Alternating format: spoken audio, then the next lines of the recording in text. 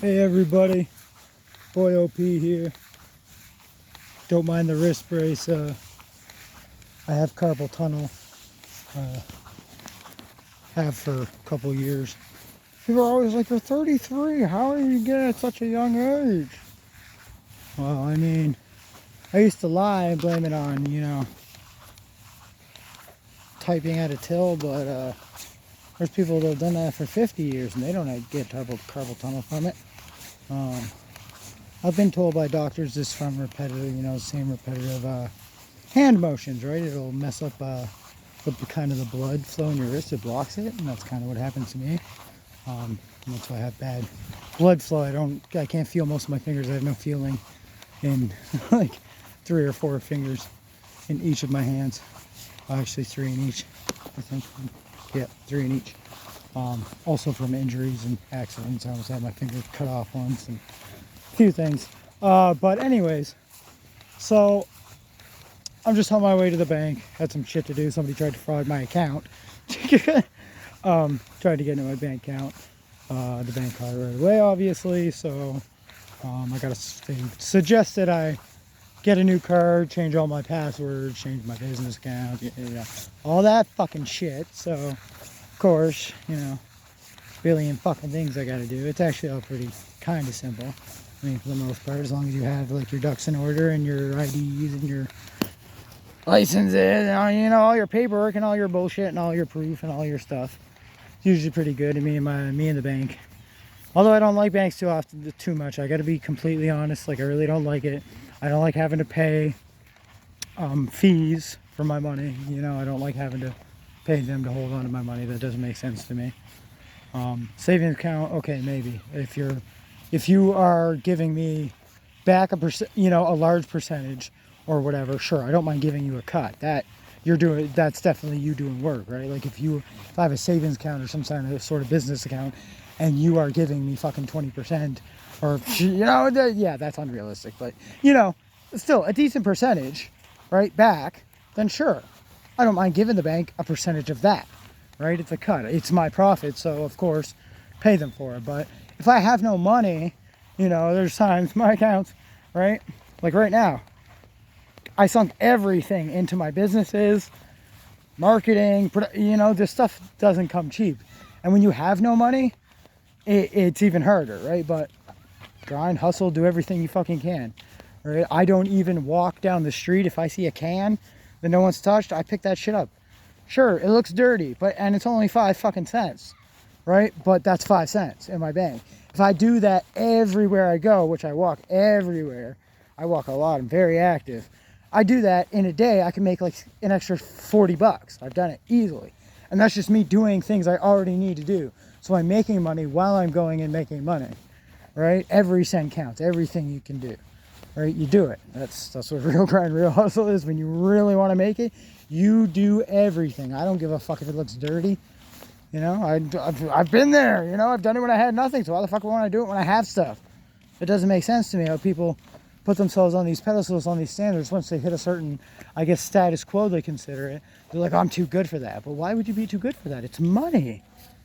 How are you ever too good for money, regardless of how you have to make it, right? That's just my standpoint, though. That's just a personal opinion. No one has to take that to heart, right? I'm not calling anybody lazy or any of that shit. I have a real passion for grind. I have an addictive personality that's been known my whole life, right? Probably because of the age I started out doing drugs. 10 and a half, in case you haven't watched my other videos and don't know. I did get addicted to crack when I was about 10 and a half.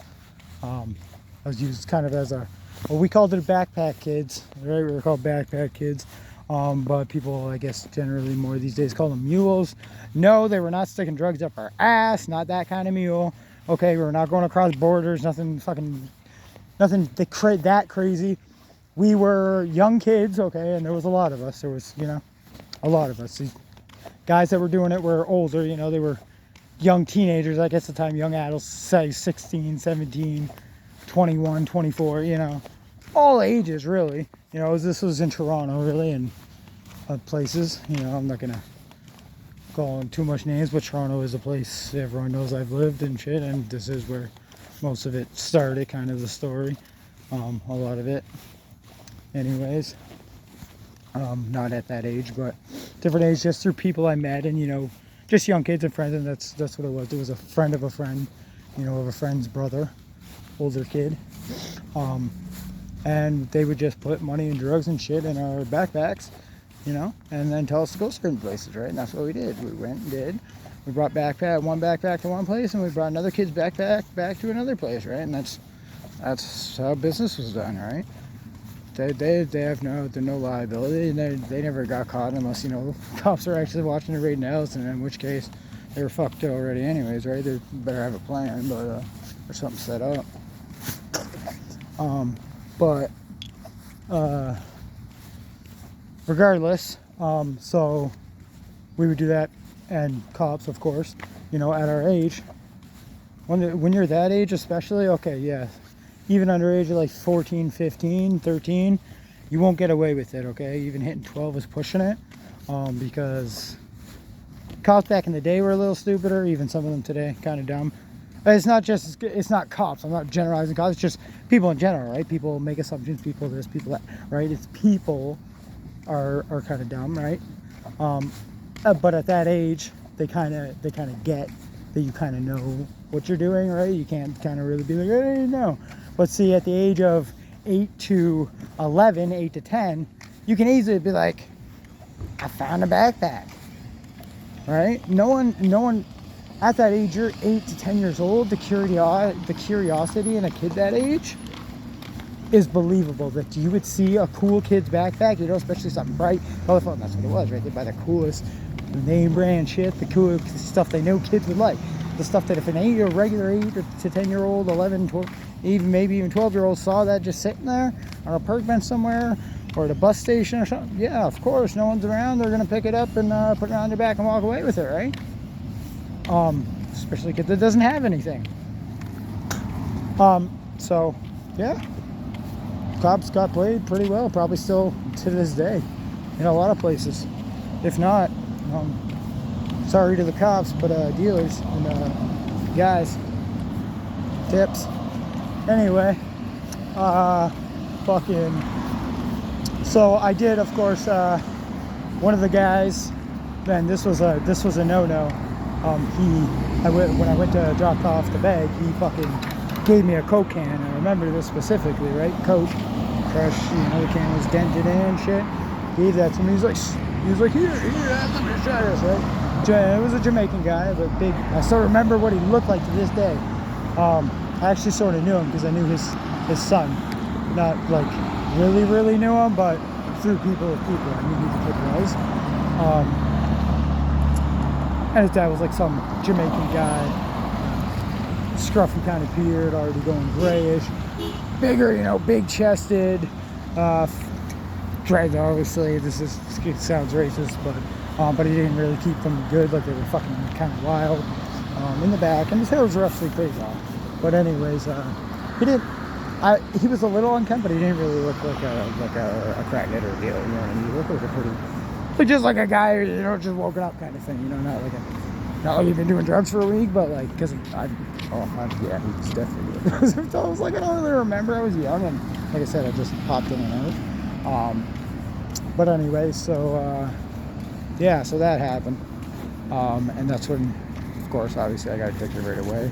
That was a no-no, because you can be a regular kid and be just fine with a backpack, but if the cops picked up a kid that's fucked up on drugs and he has a backpack that's full of drugs or money, like that's an automatic red flag, right? They're gonna start asking questions that people don't are being asked.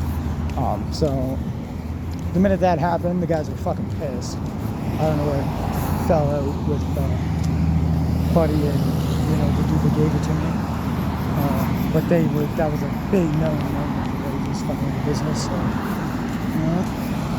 anyway, so they dropped me after that, because obviously I was a liability at that point. He took care of me, he set me up. He gave me a lot of money, he gave me some cool shit, bought me shoes that I wanted, a bunch of stuff. He set me up, but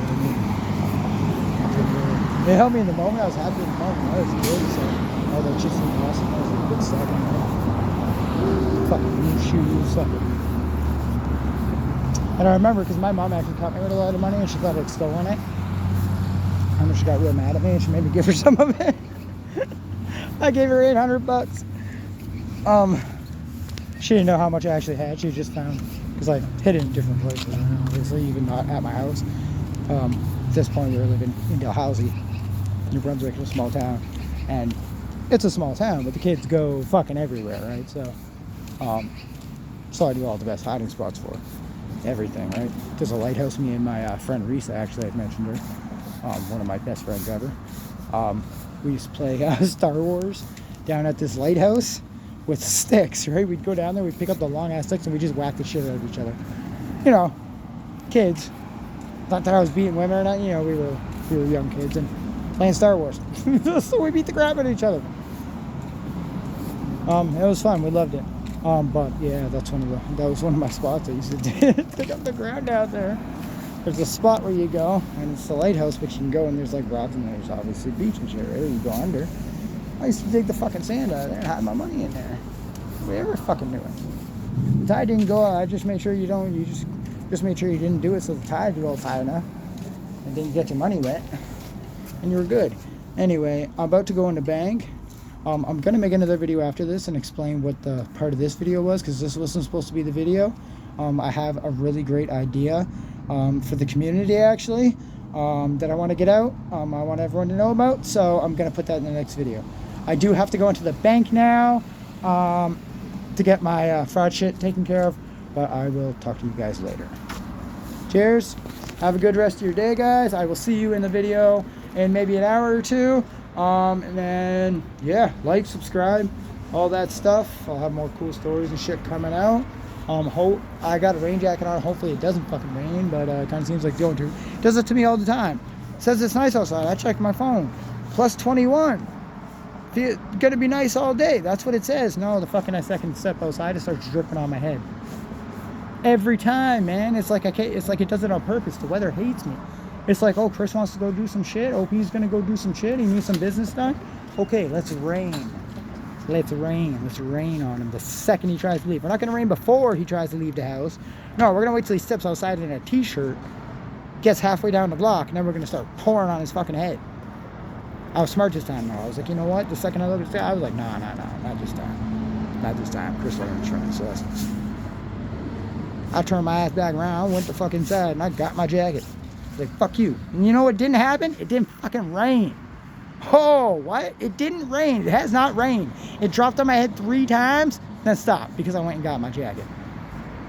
Somebody not fucking with me there? Come on, be honest. That's some bullshit. Well, you know what? Fuck you. Whatever guy's doing that, whatever kind of thing's doing that, fuck you. I'm doing my shit anyways, and that's just how it is. Fuck with it. Hate it, love it, don't care.